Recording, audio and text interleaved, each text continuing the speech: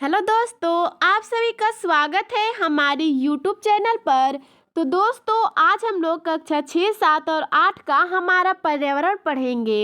ये जो हमारा पर्यावरण किताब है वो कक्षा 6, 7 और 8 के विद्यार्थियों के लिए एक ही है।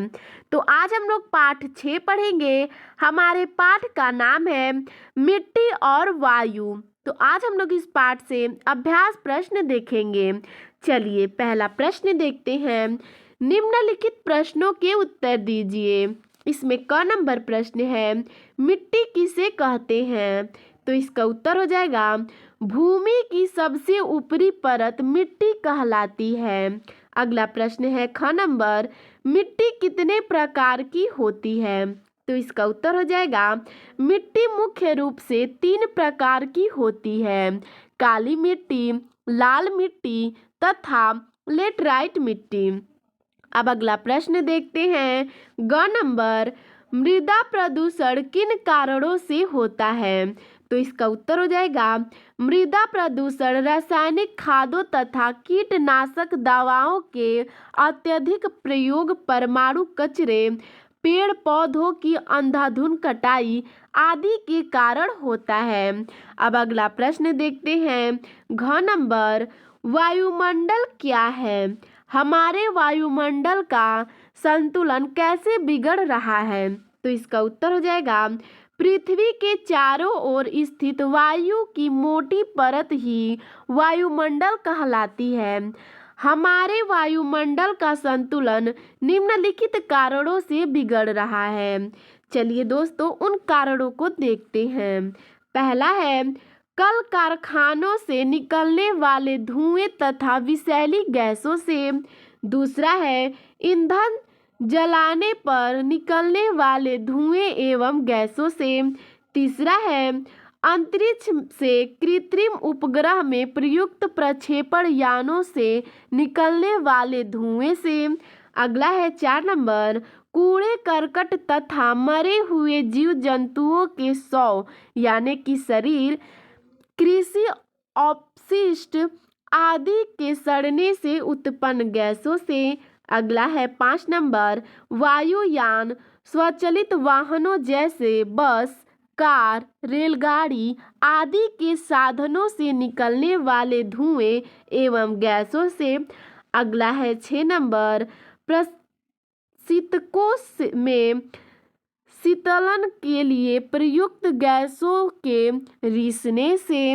अब अगला प्रश्न देखते हैं। अगला नंबर, ऑक्सीजन का जीवन में क्या महत्व है?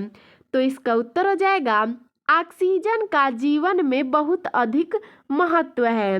किसी भी प्राणी को जीवित रहने के लिए ऑक्सीजन अनिवार्य है, इसलिए इसे प्राणवायु भी कहा जाता है। यह आग जलाने के लिए भी आवश्यक है। चलिए दोस्तों, अब आगे देखते हैं। 4 नंबर प्रश्न है, गैसीय अपशिष्ट क्या है? इसका सुरक्षित निष्कासन किस प्रकार से किया जा सकता है?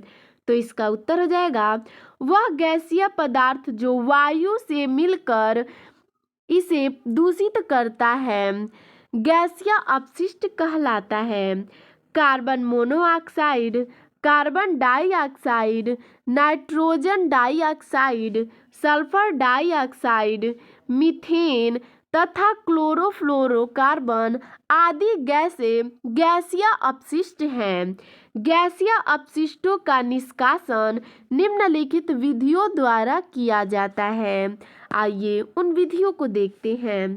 पहला है, कारखानों तथा भट्ठों आदि की चिमनियों को ऊंचा बनाकर। दूसरा है, चिमनियों में धूम्र अवक्षेपक लगाकर। तीसरा है, कारखानों को आबादी वाले क्षेत्रों से बहुत दूर लगाकर। चौथा है, कारखानों तथा बस्तियों के आसपास अधिक से अधिक वृक्ष लगाकर। तो दोस्तों, अब आगे देखते हैं। हम लोगों का प्रश्न है 2 नंबर, रिक्त स्थानों की पूर्ति कीजिए। इसमें क नंबर प्रश्न है, भूमि की ऊपरी परत को कहते हैं। तो रिक्त स्थान पे भरेंगे मिट्टी। अगला प्रश्न है ख नंबर, मिट्टी पेड़ पौधों को प्रदान करती है जो उनकी वृद्धि में सहायक है। तो रिक्त स्थान पे भरेंगे पोषक तत्व। अगला है ग नंबर प्रश्न, पेड़ पौधों को स्वस्थ रखने के लिए रासायनिक उर्वरक की जगह खाद का प्रयोग करना चाहिए। तो रिक्त स्थान पे भरेंगे प्राकृतिक। अगला प्रश्न है घ नंबर, गैसों के अलावा वायुमंडल में आदि पाए जाते हैं। तो रिक्त स्थान पे भरेंगे जल वाष्प एवं धूलकण। अगला प्रश्न है ग नंबर, मानव के हस्तक्षेप से वायुमंडल का बिगड़ रहा है। तो रिक्त स्थान पे भरेंगे संतुलन। अगला प्रश्न है च नंबर, पेड़ पौधे सूर्य के प्रकाश की उपस्थिति में गैस को लेकर अपना भोजन बनाते हैं।